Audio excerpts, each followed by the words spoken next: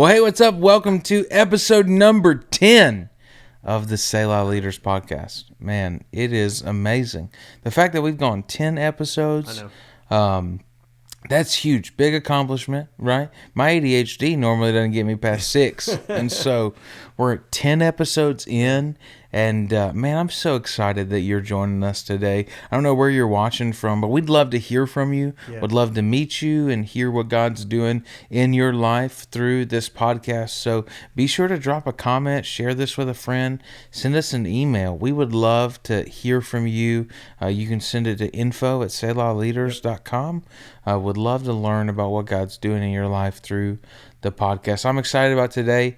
I've got my friend Darren Zook in the house. What's up, man? Not much. How are you? I mean, it's been, man, it is crazy to think that it's been 10 episodes already. And, we're continuing to drop these little nuggets of wisdom every single episode. But I think one of the things that's just been so cool for me is being able to do this with you, being able to explore some new territory, but also take a lot of the principles that, I've heard from you over the course of the last, we're looking at almost 4 years now. Something like that. And, but just being able to hear a lot of those and take those and take them to the world, take them to everybody. It's been really cool. And I'm excited about today because Darren's not just our podcast guide, which we've said like, hey, we want somebody to help steer the conversation. Yeah. And that's what a guide does. He's our podcast guest today. So he's going to be more involved in the conversation than normal. And I'm really excited about that because today we're talking about what it looks like to be a bivocational ministry leader. Yeah. And so if you're not familiar with what a bivocational leader is, it's somebody who serves in another vocation other than ministry while also doing ministry. Yep. And here's what we believe. If you're a leader and you are a child of God, you have said yes to Jesus, He has saved you and redeemed you, you should be a bivocational ministry leader. Yeah. There's not just a few people who are called to do ministry. Every single believer is called to do ministry. Every single believer is called to be connected to a local body of believers, right, to serve their church, to impact heaven and bankrupt hell. Yep. And so, if that's the case, we're going to have a different set of rhythms, right, than people who just vocationally work for the church, meaning their primary source of income is to work through or work for a specific church. And when you do that, you do have more hours that you allot to ministry and things like that because that's what you do. Yeah. When you wake up in the morning, you go to the church office, and that's the thing. But for a lot of people, that's not the case. And I think one thing we've seen over the years is when people feel called to serve the church, to do ministry, but also know that financially they cannot leave their vocational role. Right. How do you balance that? And balance is a terrible word. If you know me for any amount of time, you'll know I hate the word balance because it's a myth. Yeah. There's never a balance. Some things are not a problem to be solved; they're a tension to be managed. And so I think bivocational ministry is that. Yeah. And so if you're watching this today and you are a bivocational leader, we're going to give you some practical stuff, give you some encouragement. Yeah. But maybe you're a pastor of a church right now who doesn't know or can't afford to hire your next staff member. Bivocational ministry is the route. Yeah. Period. Like we don't hire that many people at our organization because we cap salaries at a certain percentage of our budget to make sure that we never spend too much money paying people for what should be done through God's people. Come on, that's what Ephesians 4 is, equip the saints for ministry. And so so bivocational leaders, like, I don't foresee any time in the near future us not having a leadership table primarily comprised of bivocational leaders. So, Darren, tell us about your role. Yep. What do you do other than set up podcast stuff and things like that? Yeah, so for the last, looking at probably 19 and a half, almost 20 years, I've worked in the IT field. I've worked in information technology, and it's been a good career. It's one of those things where I've always had a knack for just figuring things out. Especially on the technical side of things, Yeah. and so for me. I worked, in various different roles as a system engineer and as a solutions engineer, where I was then selling, putting together and selling different IT solutions for companies, and then ended up, now working for an enterprise software company, and it's been good. I did some sales work, I did some competitive work, and then now I'm doing some marketing work, and so there's a little bit of everything in that, and it's it comes with different challenges every day, but I think it also obviously has a lot of life principles that you can pull into ministry as well. And then in addition to that, my ministry role is I get to serve as the worship director at Propel. And so that, encompasses leading an incredible team of people who want to serve Jesus and want to serve Jesus through the local church. Yeah. And so, leading all things worship and production, and have dabbled in a lot of creative stuff as well. So it's been a lot of fun, but it keeps me busy at the same time. And I've got a family of 3, that I'm supporting through my vocation. But then I also partner with me in ministry at Propel too. Yeah. Well, and when we look at, being a bivocational leader, I mean, you work, let's say Monday through Friday, 8 to 5. I mean, most of the time. Yeah, because some of your, a lot of your stuff is based West Coast, you're East Coast. Yep. So, it can, your day can sometimes start later and also end later, yes. right? But you do that, you serve in that capacity, and then have the opportunity to serve at the church. And so I wanted to have a conversation with you today about what are some practicals for bivocational ministry leaders. Yeah, I think it's really easy, I think, at times to be wrapped up in what you're doing and lose sight of why you get to do it. And I think that's one of the things that for me, I've served in churches growing up. I grew up in South Central Pennsylvania, and I've always had some sort of serving role in a church. I ran sound, I led worship, I did a lot of different things. But one of the things that I think with bivocational ministry specifically is you have to recognize that what you do, from a work perspective, your actual vocation, it allows you to step into your purpose. Yeah. And I think that's one of the big things that can often be a misconception is it's like, oh man, I'm working toward, being full-time in ministry. But what you lose sight of is where God has you right now. So and he good. has you there for a purpose. And so again, work allows you to step into your purpose. And I think the other big thing is that it doesn't get in the way of it. Right. And I think that's one of the things that's been hard for me at times, because from a priority perspective, number 1 for me is God. Number 2 is my wife. Number 3 is my family. And then after that, it's hard because at times you want to say, oh man, this is church. But the reality of it is that your vocation is providing for your church. It's providing for your family, and it's also allowing you to support your church. Yeah. And you're a generous giver. And so, it does provide for the church as well. Yeah. Right. Yeah, for sure. I mean, and so I think that's one of the things is don't allow yourself to fall into the trap that the enemy wants to set and try to convince you that, oh man, your work is in the way of what you're doing. Because the reality of it is that if you're living and walking with Jesus, you are going to impact people in your workplace in the same way that you're impacting people from a platform or from a serving opportunity where you're greeting people at the door. No matter what it is, you have the opportunity to impact people for Jesus. And so be a light in your vocation. Don't be somebody that's just there to collect the paycheck and walk away. Yeah, man, it's so good because I think if we're not careful, we do see it as something that stands in the way. Yeah. And when that happens, all it does is breed discontent and bitterness. And we're like, God, why won't you let me just do what I feel like you've called me to do? Yeah, that's and good. why don't you just open these doors? And it's not getting in the way. That's right. I've found for me in in different seasons that oftentimes God will use things outside of my purpose to fund my purpose.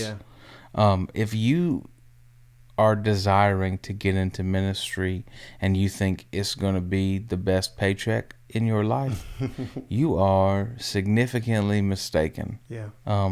There was a season in my life where, our church was a tenth of my income because there was no way that it could sustain, what my family needed.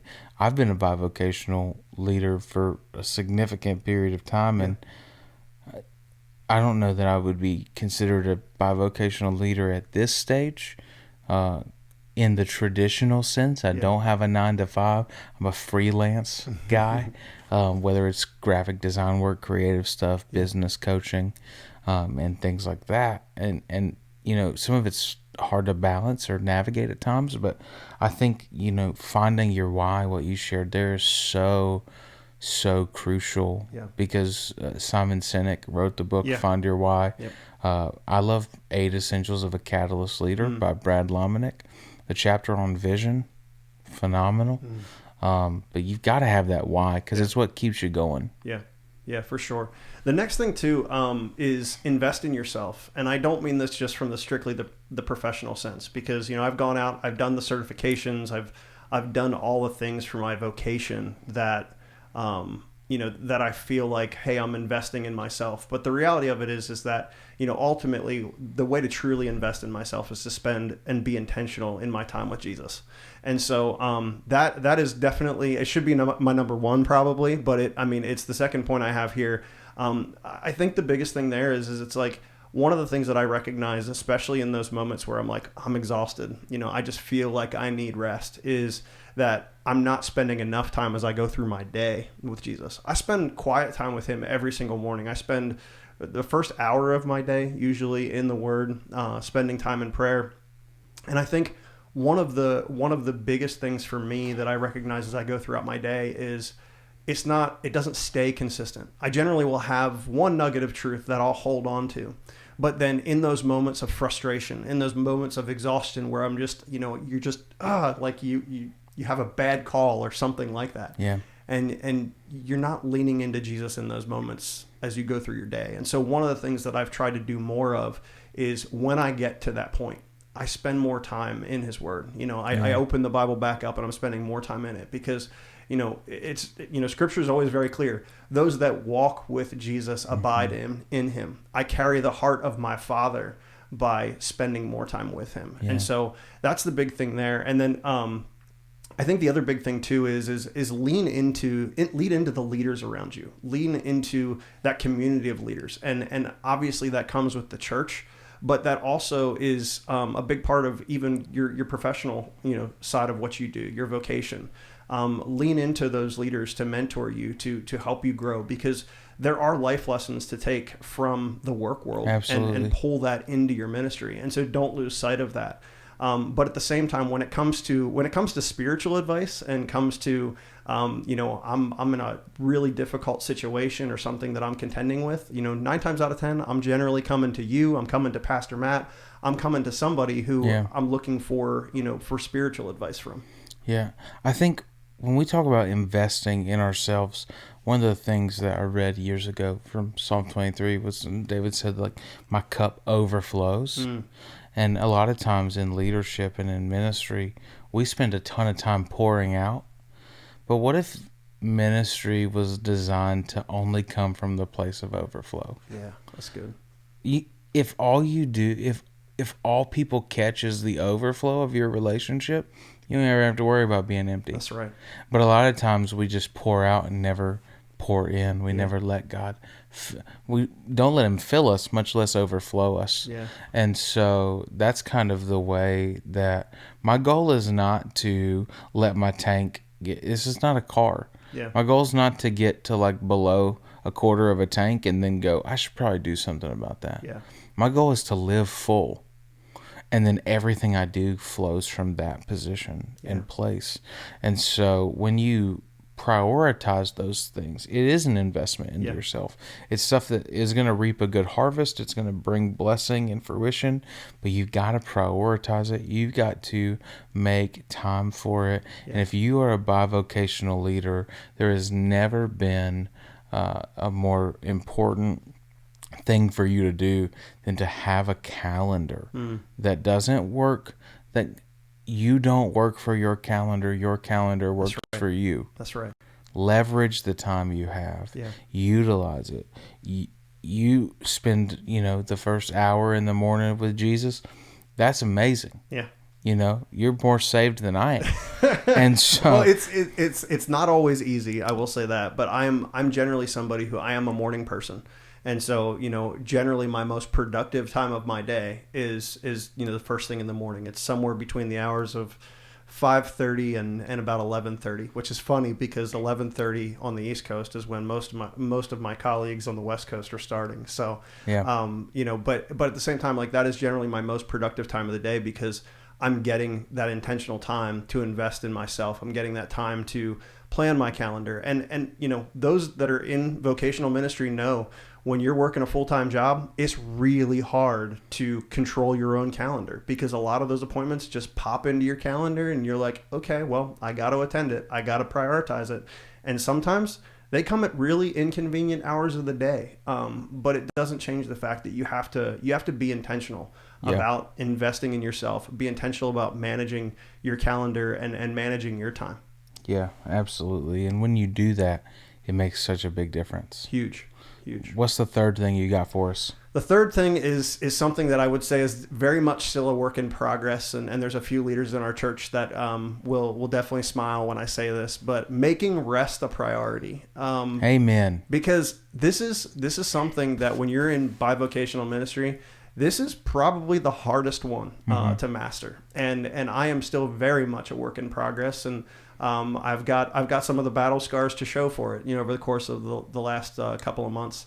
But I think, one of the things we have to remind ourselves here is you do have to set some boundaries. You have to recognize, especially, with my work schedule, I try to make sure that I'm able to sign off somewhere between 5 and 6 most nights. There's always occasional meetings that crop up. We do a lot of stuff that's worldwide. So sometimes I've got to jump on a call at 10:30 or 11 o'clock at night to be present for those that are on the other side of the world. Those things are going to happen, but you still have to set some boundaries. You still have to make sure that you are protecting your time with your family, as well as protecting that time that you do have to serve Jesus in the other capacities that He's called you to. And so that's the big thing. And I will say too, the other big thing that I think has been helpful with this for me, especially on the work side, has been blocking my calendar. Setting that time aside, especially at the end of the day when I know I have appointments that are coming up for church, where we record podcasts during the evening. So, I generally will block my calendar for that evening. So I know that things aren't going to pop up on my work calendar and it's like, oh shoot, I have to attend that. And so being intentional with blocking your calendar. Now that's all on the vocational side, but on the ministry side, there's still those things that you have to think about too. One of the hardest things for me has been really being intentional about taking a Sabbath.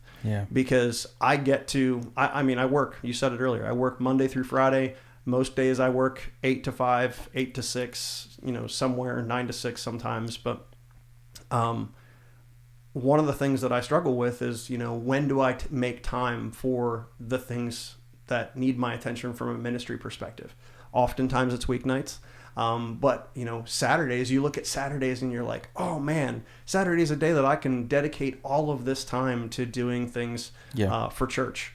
But the reality of it is if I'm not taking that time and intentionally putting it aside on Saturday to rest, that's something that's not happening then. And one of the things that I've really discovered about myself, and I've discovered this recently, is I need to be intentional about time away. And what I mean by that is I can't be in my house. I work from home. So if I'm in my house physically, I'm going to be preoccupied by ministry things, by work things, by things that are not restful Yep. for my soul. And so one of the things that I'm trying to be more intentional about is, on the days that I'm blocking my calendar now for Sabbath, I want to actually get away. I want to spend time outside of my house. I love to go up to the mountains. I've taken up a little bit of fly fishing. Come on. Thanks to some influences within our leadership team. I think the big thing for me is like I recognize that my house, my home, especially my home office, it's a safe haven to some degree, but it also leads me to, it draws me back into thinking about ministry, to thinking about work things, to stressing over, the things that we all deal with on a daily basis. And so getting away from here is actually going to allow me to rest more thoroughly than what I would be able to if I were, again, sitting here at home. Yeah, man. I mean, that's amazing. I think it's so important for us to make rest a priority. We're not trying to be legalistic. We're trying to stay healthy. Yeah. And so however you've got to calendar that, prioritize that, put it out there so that it's there and ready, it makes a huge difference. And I think if you're a bivocational leader too, like one of the things to consider is your role in whatever organization you work for is really important. Yeah. There are roles that make bivocational ministry incredibly difficult. Ones that really don't allow you to communicate with people any during the day. Yeah. We have multiple leaders on our team. You're, a high-level guy in your organization. Another person on our team that is on our executive team runs a trucking company. Yep. Both of you have roles where we can communicate throughout the day. Yep. Now, if I call you, I tend to call you while you're in a Zoom meeting, Right. And you just text me and say, hey, I'm in a meeting. I'll call you back. And I know that. Right? There's no issue there. Yeah. Not being able to communicate with you at all would make it incredibly difficult. Yeah. But because we're able to communicate, and as a bivocational leader, you're going to have to fight for communication all the time. You're going to have to be consistent, to be on it. But look at what role some of you want to be more involved in the ministry, but you feel like you can't, or you don't know what to do or how to do it or whatever. You're going to have to find that role that gives you high flexibility and some autonomy, as well as pays your light bills. Yeah, that's true. Well, cool. Well, what's our question for the week, and then we'll land the plane. Yeah, so every week we do leader submitted questions, and as always, drop these out there. You can email us them at info@selahleaders.com. You can also drop them in the comment section of on YouTube, or I don't know that we can submit comments yet through any of the podcast platforms. That'd be cool, but or at least questions. But if you figure out a way, we'll be monitoring them and trying to figure out where to get your leader submitted questions from. You're the IT guy, so I have fair. I have no clue. That's fair. All right, so this week's leader submitted question comes from Brandon, and he asks, what are some tips you have for focus in busy seasons? When you go into a busy season, which clarity, you need to define what busy looks like. Means, Yeah, because sometimes a busy season sometimes turns into a campground, right, where we're just always in busy seasons. And then at that point, you need to assess whether or not this is just the pace of our organization. If it is and it's not unhealthy, that's fine. Just quit lying to yourself that it's a busy season. For years, I would tell my wife, like, oh, it's just a busy season. And she was like, it's always this way. I was like, okay, then it's not a season. This is just our pace. Yeah. So we need to reallocate some things and get acclimated to the pace that we run. And we did that, and it was fine. I think if you're going to be focused, you have to have a target. Yeah. So the thing would be identify your target, figure out what only you can do, and then build a team to make it happen. And when you're in busy seasons, I don't think there's ever more of a crucial time to have clear deadlines and clear next steps for the meetings you have and Yeah. the things that need to get done to make sure that whatever you're focused on, everybody is focused on. Yes. Like they were in complete alignment and we're moving forward in that direction. So in those busy seasons, my big thing is what's the target? And then how are we, not me, how are we going to do this? Yeah. Because a lot of times as a leader, when you get really busy, it's when you buckle your head down and you go, how am I going to get this done? Yeah. How are we going to get Right. this done? That language is so helpful as a leader because you are not in this alone. That's right. If you feel like you're in it alone, you've got a follower. If you don't have a follower, you're not a leader. That's right. So if you've got followers, it's time to bring them in. Yeah, that's good. Time to give them some responsibilities and let's build the kingdom together. Good. Yeah, and I will say too, I mean, I know for me, I've been walking in a really busy season from a work perspective. It's probably been one of the most chaotic seasons that we've had as we're ramping into our conference season, and a lot of different things that are happening, and there's a lot of announcements and things that are planning, and it just seems like there's deadline after deadline after deadline, and they always feel like they stack up. The one thing I would say from a vocational perspective too, especially vocational ministry, is make sure you're leaning into the leaders that you've put into place around you too.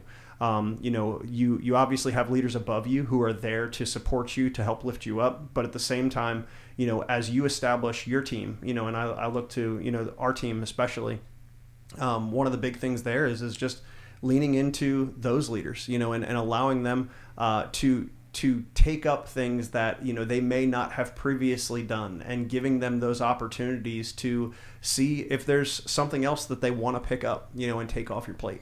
Yeah. Because that's exciting too, because we're all about developing leaders around us as well. So this has been a really fun episode. Yeah. I've really enjoyed this. And do you have any parting thoughts for us this week? No, I think the parting thought would be Bivocational Ministry is the way of the future. I don't think it's the traditional model. Like when I first, when we were getting ready to plant the church 8 years ago, one of the organizations was like, in order to plant a church healthy, you have to plant as a bivocational pastor. And it was really hard for me to wrap my head around what a part-time shepherd looked like. Yeah. But not having the pressure of the church being my sole source of income was so life-giving because I didn't have to stand on stage on Sunday when like the budget got tight or like when no money was coming in and be like, I realize if you guys don't give this weekend, I am not getting paid. I didn't get into that position. And so I think there's value in developing a set of skills that allow you to deliver products to the world that people can utilize, that also offer you high flexibility. So I would also say, last thought, passive income is amazing, and you need to figure out how to develop passive income in your life because it will change the game when it comes to what you feel like you want to do in the future for high flexibility. That's good. So thanks so much for tuning in to episode number 10 of the Selah Leaders Podcast. We hope that you have an amazing day. Like, comment, subscribe, share with your friend, your grandma. We'll see you next time. Hey, thanks so much for checking out this month's episode of the Selah Leaders Podcast. Darren and I are so grateful that you chose to spend some time with us today to check it out. But do us a favor, be sure to hit the like button, subscribe, comment, share it with a friend, family, or another leader in your life. It would truly make a huge difference. Yeah, and if you'd like more information, jump over to selahleaders.com.